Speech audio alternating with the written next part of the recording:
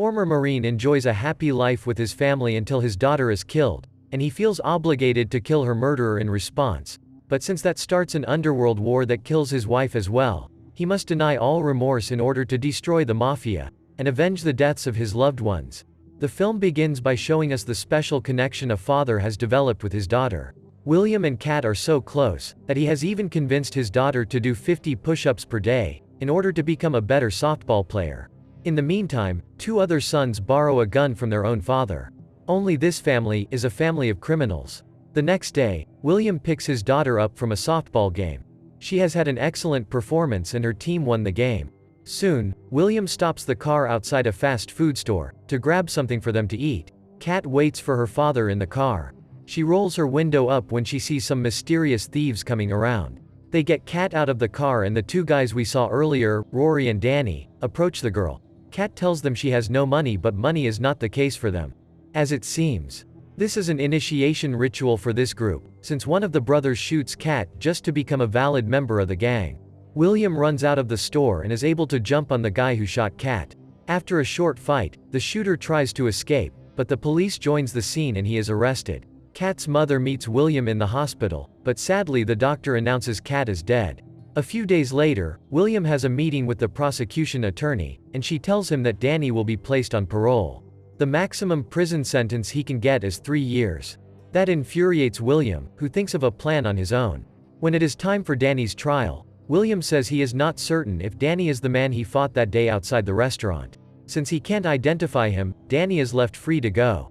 However, William has his own agenda and starts stalking Danny and his brother. Their father, Donnie, also waits for him outside the courthouse, and tells him he is a man now. He wants his sons to run the streets, and if somebody tells them they can't, they know how to deal with them. At night, William sees Danny walking out of a building and he follows after him. When he finds an opening, he hits Danny with his car.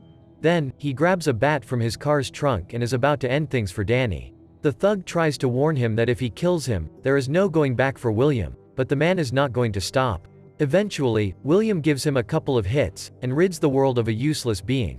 Upon returning home, William catches his wife watching a video of Kat's birthday, when the family was having lots of fun. William runs up to his room and he tries to clean his clothes off the blood, so his wife won't understand anything. Since he is not used in killing people, he bursts into cries when he and his wife go to sleep. William wonders how things would have turned out if he had never stopped outside that restaurant to grab food, or if he had taken a different route. In the meantime, Rory has a meeting with his father, and gives him the money he has collected from the stores they offer protection to. Donnie scolds him because they are short on money, and believes Rory is not doing a good job. When he leaves the meeting, Rory is informed that his brother was killed. He visits the crime scene but there is nothing he can do. The next day, a detective bangs on William's door, and tells him that Danny was murdered, before asking him where he was last night. William tells him he was in the house, and his wife covers for him. After the detective leaves, the wife asks William where he was. Although William does not say for sure that he killed Danny, it is implied that he did. Meanwhile, Rory and his men gather the girls that are working for them, in order to ask them if they saw anything strange last night. One of the girls says she saw a white guy who was well dressed, waiting in his car, and looking a bit nervous. Rory shows her a picture of William, and the girl confirms he was the man she saw. Rory realizes he is the dad of the dead girl, and tells his men to gather everyone they have, because they are going hunting. The next day, they find William but he is able to escape. He even jumps one of Rory's guys and knocks him down. Eventually, William is pinned down and held at gunpoint. While he is about to be shot, William disarms Rory's boy and snaps his neck. Although Rory shoots after him, William manages to escape and return to his house. His wife is upset to learn that somebody is trying to kill him, and she insists they call Detective Brody. Once they do, Brody makes the connection, and believes that William just started a war. However, he will have a squad car outside his house on a 24-hour basis. That night, William has a conversation with his wife Jen, and he expresses how he feels. He thinks they are in the middle of a war zone, and that reminds him of the time he spent in the Middle East when he was a Marine.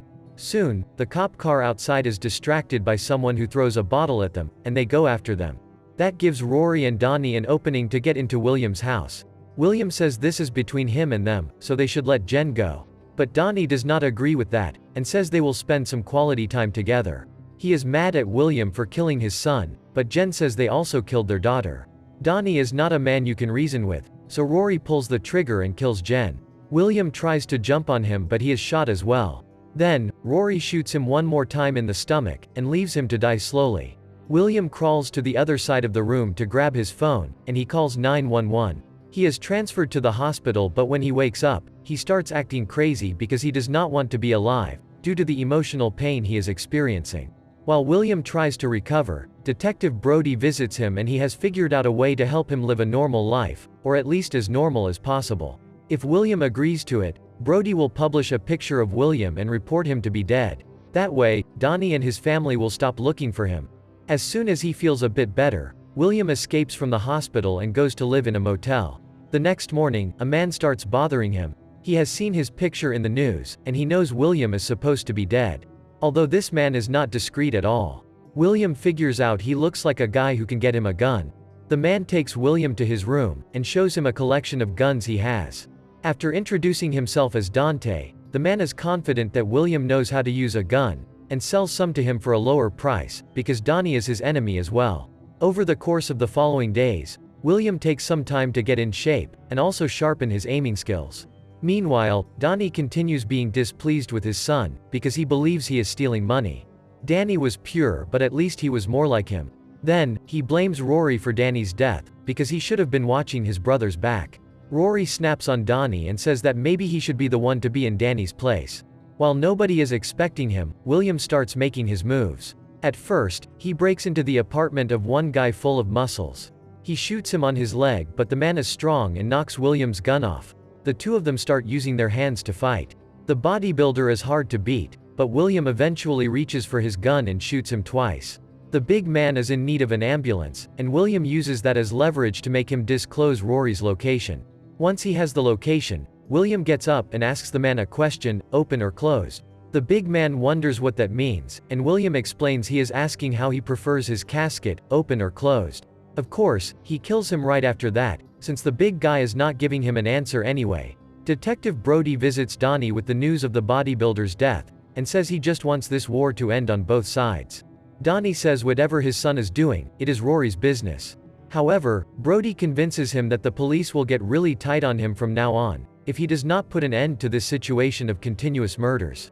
Donnie calls his son in the office, and Rory has a talk with Brody. The detective warns him about what's coming, but Rory does not care much, and just tells Brody to go. After the office is cleared, Donnie tells his son he wants William dead, and prompts him to go find him. William sees Brody walking out of Donnie's club, and corners him outside his house. Holding him at gunpoint, he wonders if Brody is a corrupt cop. On the other hand, Brody claims he is just trying to do the best he can to make this war end. As the whole police force does, Brody sometimes looks the other way, and does not get involved in Donnie's business. Finally, William asks him to do the same thing for him. Brody should look the other way until William is finished killing all of Donnie's gang, and then he can go after him and do whatever he wants. In the meantime, Donnie sends Rory and his guys on a hunt, but then William finds the opportunity to break into the club, and find Donnie alone. William explains he felt emotional when he killed Danny, but now his hands are not even shaking. He asks Donnie if a person starts getting numb when they kill so much other people.